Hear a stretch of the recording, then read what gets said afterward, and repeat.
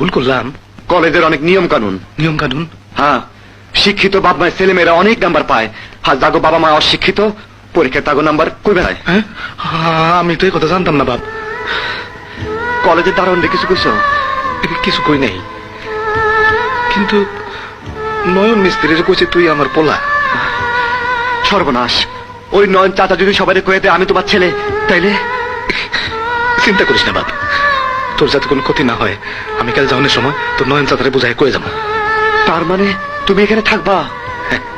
2 দিনের ছুটি নিছি, এই প্রথম তোর কাছে আসলাম। একটা দিন তোর কাছে না থাকলে মন ভরবো? কিন্তু বাবা, আমার বন্ধুরা সবাই এখানে আসে, ওরা যদি ব্যাপারটা জানে ফেলে? ঠিক কথা, যাজ্ঞা আমার থাকার দরকার নেই, আমি অহনি চলে যাইতেছি। তোর মায়ের শরীরটাও ভালো না। ও, পরীক্ষার টাকা চাইছিলি? পুরা 2000 আছে, তোর মায়েও 500 টাকা দিছে। মন দিয়ে লেখাপড়া করিস বাজান।